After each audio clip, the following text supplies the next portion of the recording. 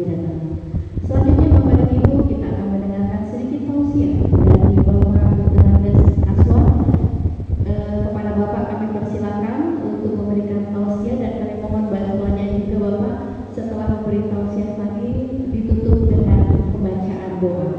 Kepada Bapak kami persilakan.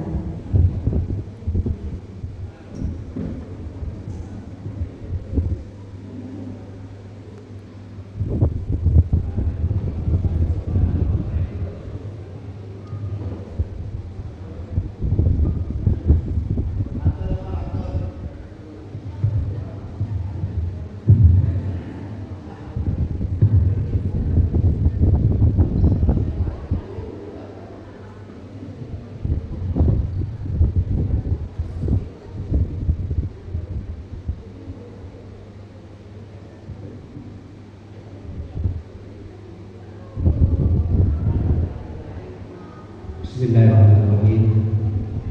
Warahmatullahi wabarakatuh. Innal hamdalillah nahmaduhu wa nasta'inuhu wa nastaghfiruh wa na'udzu billahi min shururi anfusina wa min sayyiati a'malina. May yahdihillahu fala mudilla lahu wa man yudlil fala hadiya lahu. Asyhadu an la ilaha illallah wa asyhadu anna Muhammadan abduhu wa rasuluhu la nabiyya ba'dahu. Qala ta'ala fil Qur'anil Karim. A'udzu billahi samil 'alim minasy syaithanir rajim.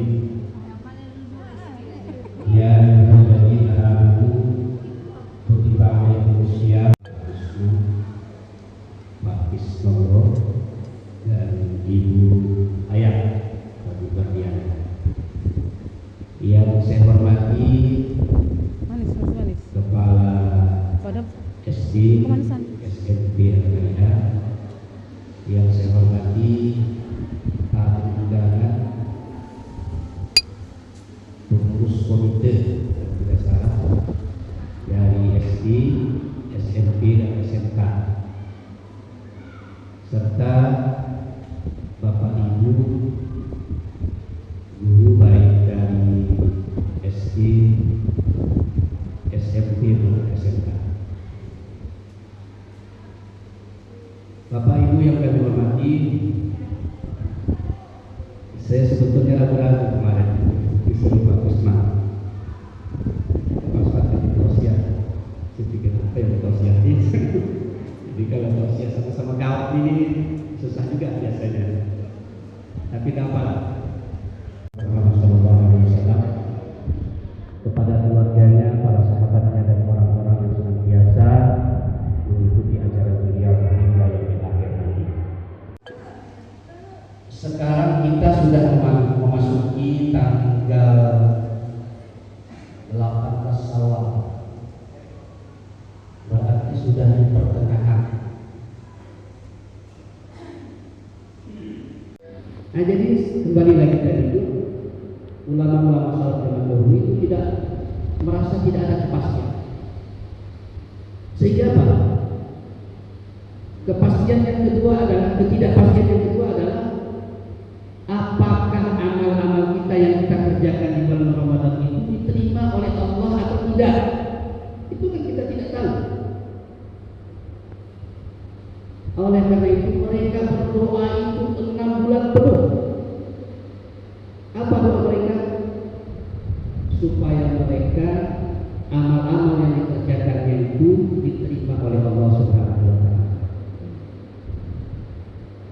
Kemudian yang kedua doanya adalah nanti setelah sampai Rabiul Awal, mereka berdoa lagi. Doanya adalah untuk disampaikan ke bulan Ramadan nanti. Karena ada dua ketidakpastian tadi. Jadi oleh karena itu Bapak dan Ibu, mari sama-sama kita menjaga amal ibadah yang kita lakukan di bulan Ramadan. Nah, sekarang pertanyaannya, walaupun tidak ada kepastian, tapi ada ciri-cirinya, ada indikatornya.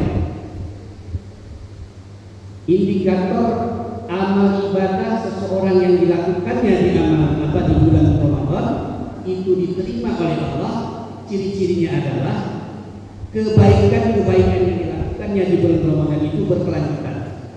Misalnya begini, kalau di awal bulan Ramadan itu kan sholat tarawih itu penuh kan, bahkan sampai keluar biasanya itu sopnya itu. Kalau seminggu, 2 minggu dah maju-maju ke dalam dada semua, dah pada hilang tak kemana. Tapi kita berbaik sangka saja, mungkin yang selebihnya itu di masjid yang lain ya. Kita berbaik sangka saja. Tetapi Bapak dan Ibu, itu indikatornya. Kalau kita sholat tarawih di bulan Ramadan, berarti di bulan yang lain amalan sunnah apa pengganti dari tarawih itu? Sholat tahajud. Jadi kalau di bulan puasa itu namanya tarawih, kalau di bulan yang lain namanya tahajud. Nah, kalau dia di bulan yang lain ini mengerjakan sholat tahajud secara konsisten, berarti latihannya di bulan Ramadan itu dan amalnya di bulan Ramadan itu diterima oleh Allah karena ada efeknya. Jadi nyambung dia di bulan yang berikutnya ini. Nah, jadi jangan sampai sekali lagi nanti selesai bulan Ramadan, tarawihnya selesai, tahajudnya pun tidak pernah. Nah, itu artinya indikator bahwa amal ibadah kita itu diterima oleh Allah. Begitu juga dengan membaca Al-Quran. Wah, kalau kita membaca Al-Quran di bulan puasa itu kan semangat sekali tuh. Rasa-rasanya satu hari mau dihabiskan, pokoknya hafal lah gitu ya. Paling tidak 1 juz 1 hari. Tapi insya Allah lah ya, kalau yang muslim di bulan puasa saya pikir semuanya hafal lah ya, paling tidak 1 kali lah hafal. Karena kalau di bulan puasa itu kan kemarin 30 hari kan puasa kita, kalau 1 juz kan selesai itu 30 juz. Seperti itu. Nah, jadi kalau kita di bulan Ramadan ini semangat untuk membaca Al-Quran, jadi jangan sampai nanti kebiasaan ini kita tinggalkan di bulan yang lain. Harus kita teruskan lagi. Kalaupun kita tidak sempat 1 juz, mungkin ya selembar 2 lembar lah. Tapi ada gitu. Setiap hari itu harus ada kita baca Al-Quran. Jadi seorang ulama ditanya, wahai Syekh, katanya, apakah kewajiban membaca Al-Quran di bulan suci Ramadan itu harus selesai 30 juz? Kata Syekh itu, tidak hanya di bulan Ramadan saja, di bulan yang lain juga harusnya hatam. Malah ulama zaman dulu itu membiasakan mereka itu 7 hari itu hatam 1 kali. 7 hari hatam 1 kali. Jadi kalau ini bagian apa ya, tidak punya aktivitas tinggi lah ya. Kalau diam-diam di rumah daripada ada dikerjakan kan, nah, sebetulnya tidak tepat juga kalau tidak ada dikerjakan juga tidak tepat ya. Jadi yang jelas itu harus kita sambung kebiasaan itu. Kalau di bulan puasa kita biasa sholat sunnah tadi, di luar puasa pun juga kita harus sholat sunnah itu. Baca Quran juga seperti itu. Berinfak juga begitu. Kita kan semangat itu kalau bulan puasa itu berinfak. Yang tadinya tidak biasa kita berinfak 50.000 misalnya kan, di bulan puasa jangankan 50.000, 100.000 pun ringan tangan kita itu berinfak. Karena apa? Karena sudah ada janji Allah bahwa ibadah yang dilakukan di bulan puasa itu berlipat ganda. Apalagi puasanya itu kata Allah itu bagianku, aku yang akan membalasnya. Artinya apa? Tidak terhingga pahalanya. Jadi seperti itu. Baik Bapak dan Ibu, saya kalau hanya catatan, misalnya ada keluarga kita yang kita ekonominya kurang mampu dari kita, itulah yang lebih utama kalau kita mau berinfak, sedekah. Ini ada ceritanya begini. Ada seseorang yang kaya, dia pergi haji ketika dia menunaikan ibadah haji di kota Mekah, dia ketemu dengan kawannya. Kawannya ini dikenal dengan orang yang jujur, orang yang baik. Terus dia titip uang sebanyak 1.000 dirham kepada kawannya. Ini uang saya titip dengan kamu jaga baik-baik. Menunaikan ibadah haji. Ya, karena kawan Dalamnya ada apanya? baik orangnya, ya terimanya sama itu. Terus selesai dia menunaikan ibadah haji,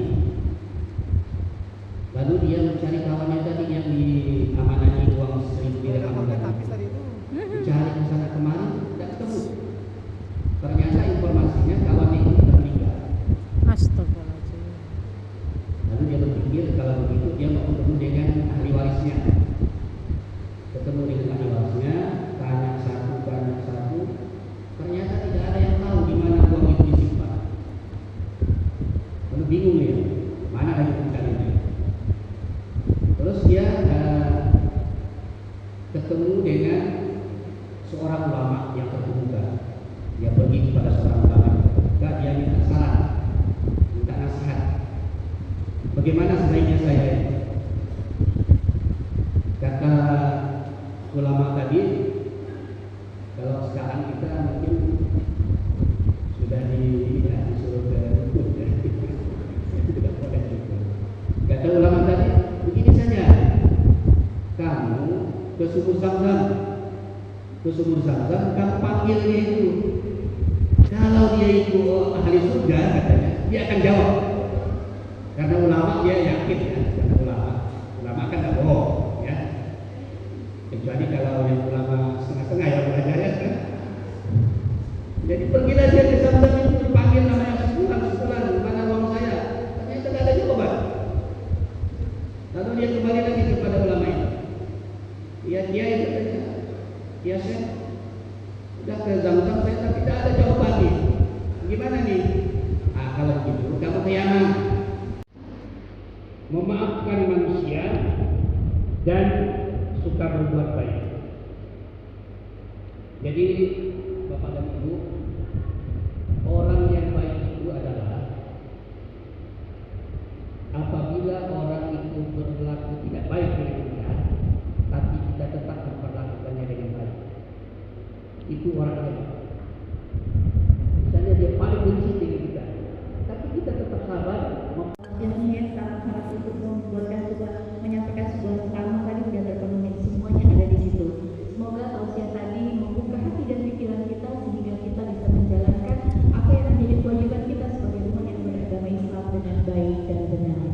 Baik Bapak dan Ibu, akhir di acara ini kita akan melakukan salam-salaman sebagai simbol dari ucapan maaf lahir dan batin kita kepada para pengurus. Kami minta untuk berdiri berada di depan. Kemudian Bapak dan Ibu bisa bergantian untuk bersalaman dengan para pengurus kita. Setelah itu